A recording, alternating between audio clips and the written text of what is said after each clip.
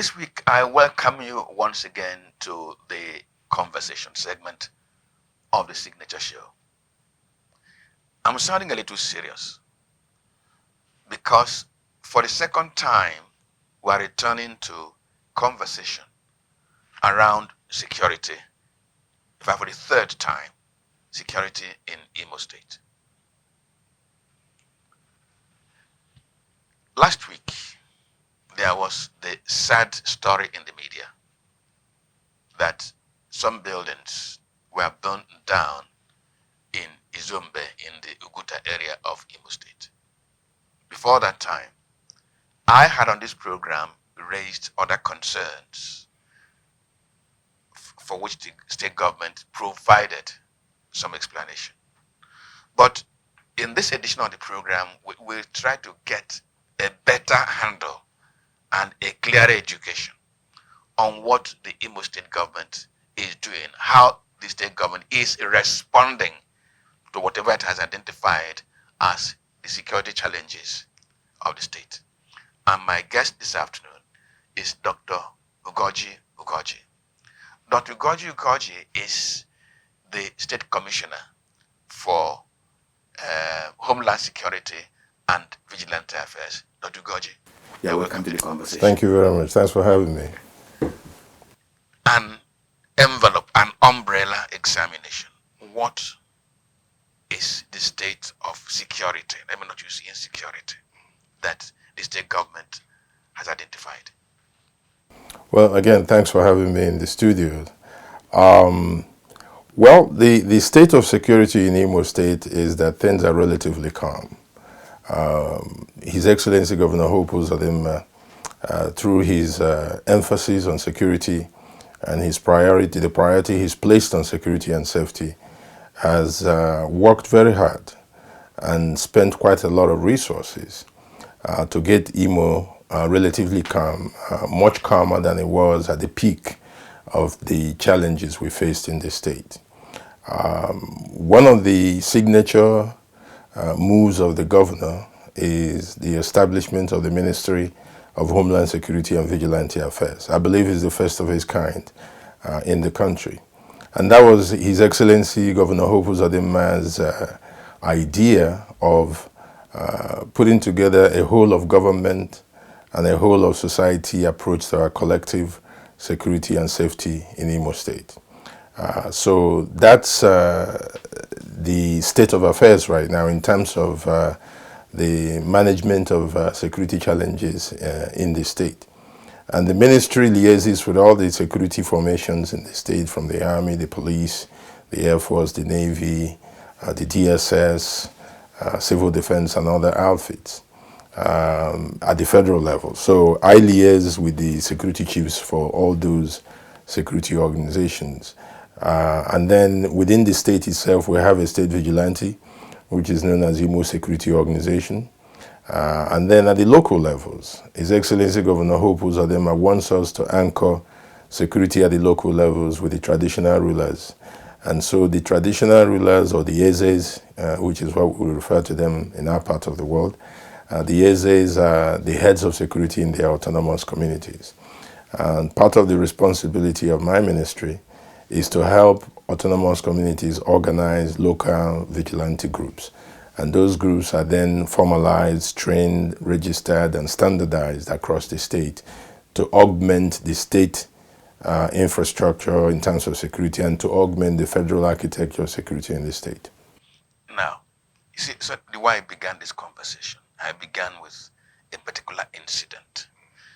What is the reporting style of these vigilantes headed by the traditional rulers? Because whatever security infrastructure, infraction takes place in the communities. So how do you get the reports from them? Yeah, we get reports. Is that in a structured manner? Correct. Well, the vigilante groups and the traditional rulers are informed to let every community is covered by a police DPO, by and large. Virtually all the communities in the state are covered by police DPOs. And so there's an officer in charge of the station that covers that area. So we advised the vigilante groups, community members, and the traditional rulers that if there is any incident or they see any challenge security-wise, that they should inform the DPOs. They also have direct line to my office, that is the Ministry of Homeland Security and Vigilante Affairs. What we do if we get a call or information that either something is about to happen or something had happened, then we contact the various agencies that are specially trained to deal with such incidents. For instance, if it's kidnapping, we contact the police, and there is an anti-kidnapping unit that is specialized in dealing with kidnapping cases. So that's by and large the mechanism that is in place if somebody has something to report. You know that for this to work, trust must be assured. Trust is a critical element in this kind of arrangement. And I know that trust is not very deep between the communities and the police. Mm-hmm. That's part of the challenge of my ministry, actually. Yeah. We recognize that for law enforcement to be effective, there has to be mutual respect and mutual trust between law enforcement officers and those that they are serving. And so part of my ministry's effort is to work with the police to improve the relationship between the police and the various communities. Especially, we're going to be looking to having the police have a relationship that doesn't necessarily have to do with security. For instance, if the police gets involved in youth recreational activities, so that our young people get to know and interact with the police outside the ambits of the law, so to speak, it goes to establish a relationship where the communities or the individuals or the citizens do then come to see the police indeed as a friend and as a protector in the community. So yes, that's part of the programs we have in the ministry to help improve the relationship between law enforcement agents and those they serve. Another challenge is arms getting into the hands of non-state actors, but we are creating a formal structured relationship.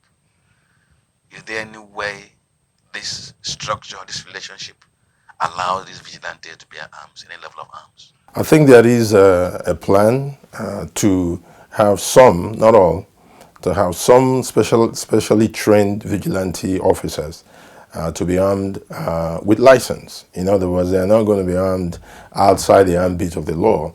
We will work with the police to get the necessary licenses and then to arrive or agree on the level of sophistication of the weapon that will be allowed for the vigilante groups to use in their operations. Let us move outside of the law enforcement in this kind of arrangement. Insecurity in Nigeria, at the level it is a new phenomenon. At the level that it is. And in your state, insecurity was a distant story. That's correct. Are you trying to place your fingers on why things are changing? Yes. That's a very good question, because Imo is known as perhaps the most peaceful state in the nation. And all of a sudden, that changed at some point. And that changed by and large for three reasons. One is there's a political angle to the insecurity or to the security challenges we face in Imo State. Many of the activities that have affected the security issues in the state have been sponsored activities. By that I mean there are political gladiators in Imo State or even outside Imo State who may have interest in Imo State who had vowed to make the state ungovernable for Senator Hope Uzodinma when he became the governor of the state. So there's an element of that, and we know that a lot of the activities that has kept us up at night have been sponsored by political opponents and political gladiators in the state who want to make life difficult for the governor or want to make sure or at least affect his re-election should he decide to seek re-election. So that's one element. There is a second element of criminal syndicates who are there just for the money. It's business. That is kidnapping and stuff like that is a source of income that these elements have chosen as the way they are going to make their own living. So you find that sometimes even these criminal syndicates fight for turf, they fight for territory.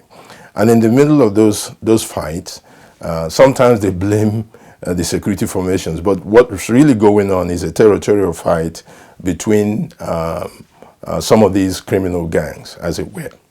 Of course, there is a third element. That third element is the separatist movement. There is a movement in our part of Nigeria which emanates from a feeling of alienation, a feeling of injustice, a feeling of inequity, a feeling of being pushed out of a nation state that their grandfathers and grandmothers established and built or helped build anyway.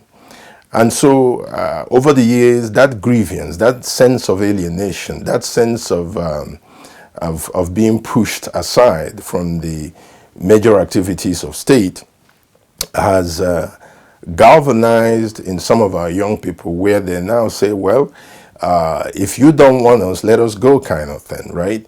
And that had simmered on for some time.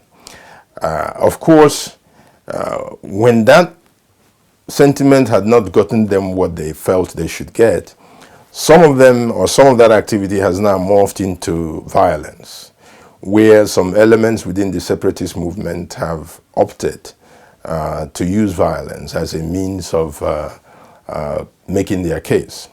Now, that's where it gets everybody into a problem, because the definition of terrorism is the use of violence or the threat of the use of violence by a non-state actor to achieve political goals. So that's how some elements in that movement got themselves into conflict with the state, and the Nigerian state declared some of them, or proscribed some of them, and declared them as terrorist organizations, as it were. So those are the three major elements you see taking place or fueling the security challenges we have in the state. Now, pardon me to ask us to look at this thing a little intellectually. And it is not an insult for me to draw example from the Yoruba race. There are people, solid minds in the Yoruba nation, who are also asking for separatism. They have created a debate among themselves, and they have created a debate between themselves and the Nigerian state. They are taking certain legally acceptable steps as a means of not allowing their youth resort to violence. They are being shepherded out of violence and allowed to engage in debate and conversation. With your ministry, there seems to be a need to intellectualize the struggle, if there's a struggle. Are you doing that? Well, we are interested in that aspect in the sense of what we call ideation, right? Ideation is essentially a competition of ideas in the marketplace of ideas. There does not appear to be a debate about the feeling being that there is a sense of inequity, there is a sense of injustice, there's a sense of alienation, not by accident but by design in certain quarters, right? There's a general understanding of that. But that understanding or those feelings have been used to channel towards a separatist movement. Now, there's an alternative narrative, and that alternative narrative is that there can only be one sovereignty at a time. And when you organize yourselves into a challenge to the sovereignty, you invite a response. And that response is usually not positive. But we want to engage as functionaries of the ministry in a program of ideation that begins to redirect some of the energy and some of the sentiments that we see among our young people relative to their relationship with the Nigerian state. That we would like to reorient these young men and women. And I give you an example. Some of our brothers and sisters in the Niger Delta had similar grievances and took to violence. And the Nigerian state responded by doing what is called amnesty program to enable them do things differently, put down their arms and enter into a dialogue, participate in nation building all over again, right?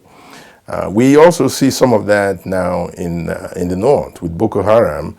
Some of the operatives or former operatives of Boko Haram have been given opportunities to be reoriented and to repent, as it were, and to become patriotic again. At least that's what we are told.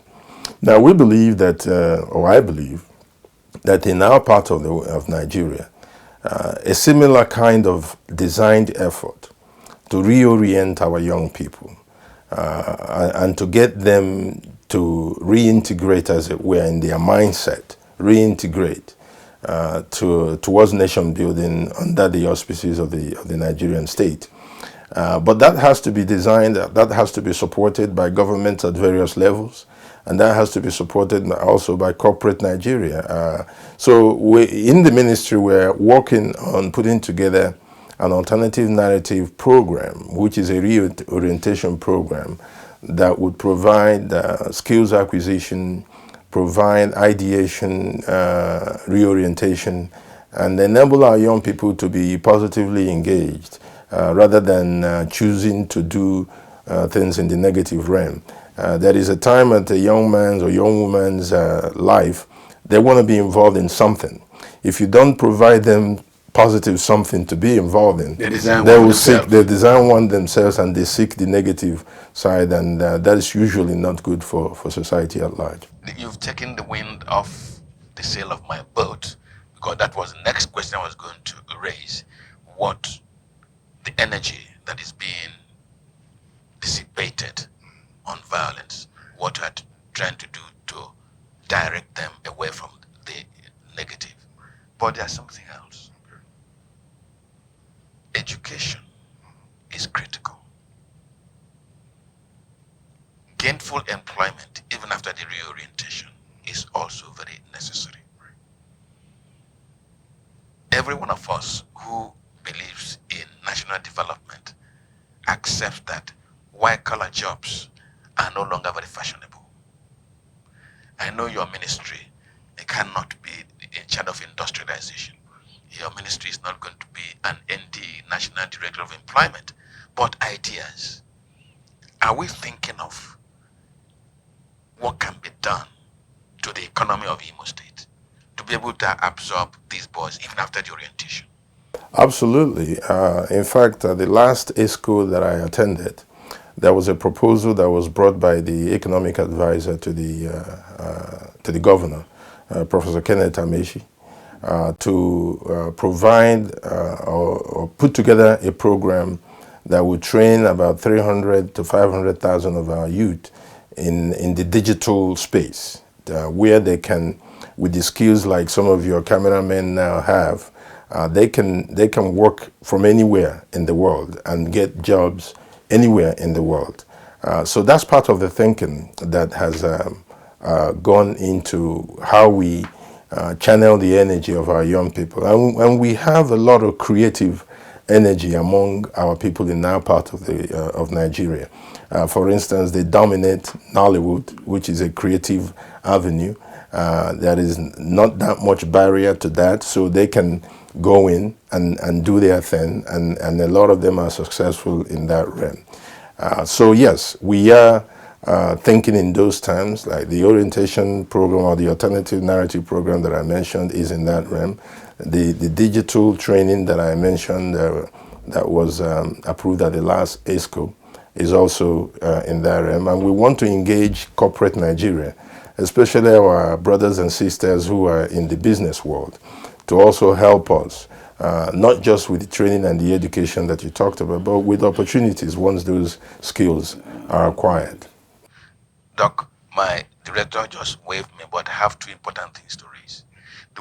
Has your ministry reverted its mind to drugs and abuse of drugs as part of the causative or fueling factor of insecurity in Imo? Absolutely, absolutely. In fact, His Excellency Governor Hope Uzodinma has directed me to work with the NDLEA and the Health Ministry of the state to develop rehabilitation centers, one in each of the senatorial zones. So there are two ways to deal with the drug challenge or the drug problem. One is the criminal aspect, which involves the police, and the other is the rehabilitation aspect. Those who use or dabble into drugs for recreation purposes and then got themselves hooked, we need to provide them help. Governor Hope Uzodinma believes that's the way to go, and we are now working on developing a drug rehabilitation center, one in each zone.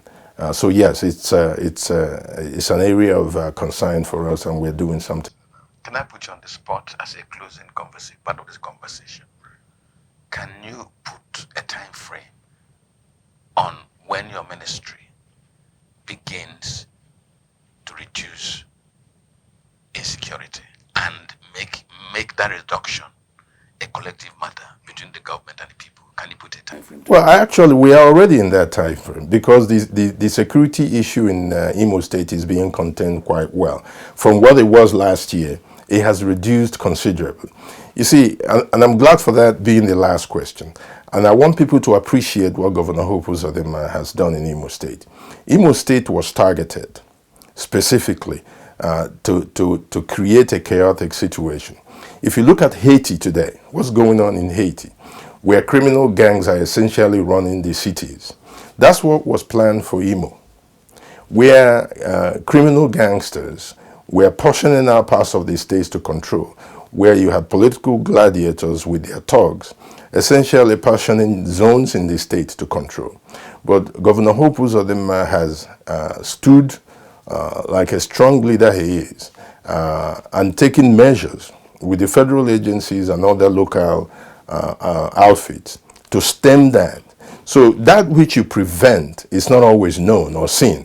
But all I can say is people to look at what's happening in Haiti, look at what happened in Somalia at some time, right? And look at what Beirut was at some point in terms of these kinds of chaotic situations. And learn lessons. And then you can fully appreciate how successful the governor has been. What I want your audience to understand is that were it not for the kind of strong leader we have in Governor Hope Uzodinma, who had decided essentially to risk it all to make Imo calm, to make Imo peaceful, and to make Imo secure and safe, we would have had a worse situation than what we currently have in Imo. Because as I said, the state was targeted for chaos. The state was targeted to be made ungovernable. And there were criminal elements and criminal gangs who were looking to portion up parts of the state as territories they controlled for extortion, kidnapping, and things like that. But Governor Hope Uzodinma put his foot on the ground, spent the necessary money with the security outfits to stem that situation down. And I think this state, in the long run, will be grateful to the governor for the positions he has taken to try to keep things down, to keep the peace in Imo State. On our part, in addition to the hard power which has come to play, by hard power I mean the military and the paramilitary, in addition to that, we also have a soft power programs where we are connecting to the women's network, for instance, the August meeting phenomenon of our women. We think we can connect and link with that network for them to help us in this process of reorienting our young people away from things that bring them into confrontation with the security forces. We are also paying very close attention to the youth themselves. So we have youth advocate program from the ministry where we train youths in every local government to become essentially ambassadors of peace and reorientation to help us put together this alternative narrative idea or campaign that I've been talking about. So yes, we're not. Of course, we hope and plan to do a lot better to return Imo to what it used to be.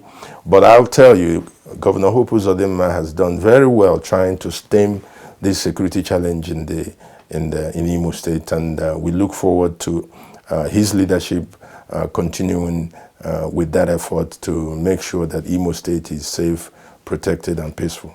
Are you extending a hand of cooperation or requesting for cooperation from the federal authorities? Oh, absolutely. As I said, my ministry liaises with all the agencies, security outfits in the state. I know that our governor frequently meets with President Muhammadu Buhari, and that the president has been very kind and generous in granting us requests related to security challenges in the state.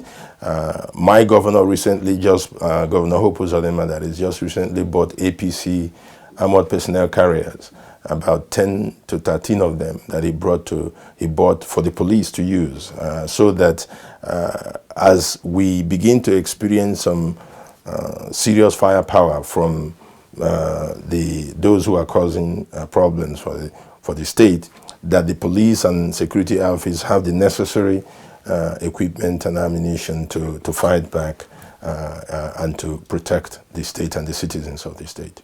Well, Dr. Goji, I want to thank you for coming to the conversation. Thank you very much. Glad to be here.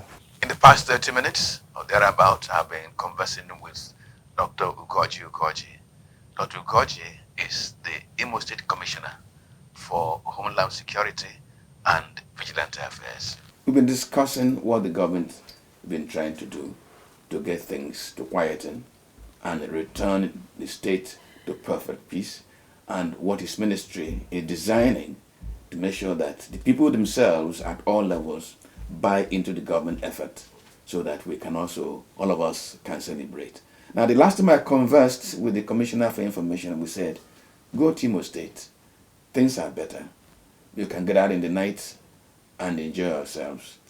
We shall cap this conversation with telling you, return to Imo State and have good time. My name is Mwabo Zenjoko. Good afternoon.